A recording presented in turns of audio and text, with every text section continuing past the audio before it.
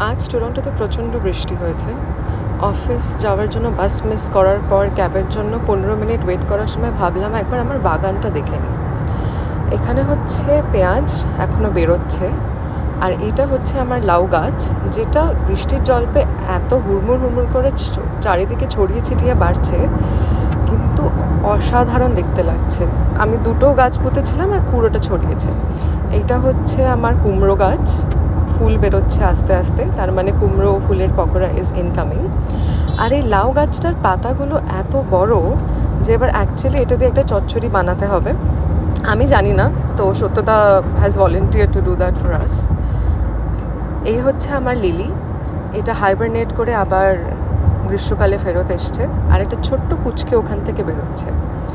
এই হচ্ছে আমার মিন্ট গাছ, নাও ইটস টাইম টু রিপট ইট। এর পেছনের গাছটা হচ্ছে ধনে। এখানে অরিজিনালি আমি ধনে গাছটা লাগিয়েছিলাম, কিন্তু দেখছি যে এই পাশের গাছটা যেখানে আমি একটু ডিল লাগিয়েছি, বা তার পাশের গাছটা যেখানে আমি শশা লাগিয়েছি, এই পলিনেশনের জন্য ধনে গাছের সিডসগুলো সব ছড়িয়ে গেছে। তো আমার প্রায় 3-4টে জায়গাতে এখন ধনে হয়ে আছে। তারপরে এটা হচ্ছে আমার রোজমেরি গাছ। এই গাছটাও সেম উইন্টার সারভাইভ করেছে, আগের বছরে কেনা এই রোজমেরি আর পার্সলে দুটোই, কিন্তু দেখছি সামারে আবার ফেরত এসছে। এইটা আমার লঙ্কা গাছ, সবে ফুল বেরোনো শুরু হয়েছে, কিন্তু ওই যে বৃষ্টির জল পেয়ে মনে হচ্ছে যে আরও বাড়বে। এইটা হচ্ছে আমার ঢ্যাঁড়সের গাছটা, ঢ্যাঁড়স এখনও বেরোয়নি কিন্তু ভেরি হোপফুল।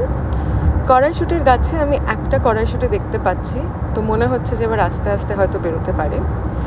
এই লঙ্কার গাছটা একদম লঙ্কাতে ভরে গেছে, আর এইখানে দাঁড়ালেই একদম লঙ্কার গন্ধ পাওয়া যাচ্ছে।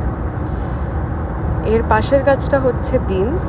এখনও পর্যন্ত আমি কোনো বিনস দেখতে পাচ্ছি না, যত ফুল আসছে মোটামুটি ঝরে যাচ্ছে, তো আমি জানি না কি ব্যাপার, এটা আমাকে দেখতে হবে। এই হচ্ছে আমার দুটো টমেটোর গাছ, ফুল বেরোনো শুরু হয়েছে, তো বৃষ্টির জলে মনে হচ্ছে আরও ফুল হয়তো বেরোবে। আর এই হচ্ছে আমার কটা গাছের কালেকশন। বাই।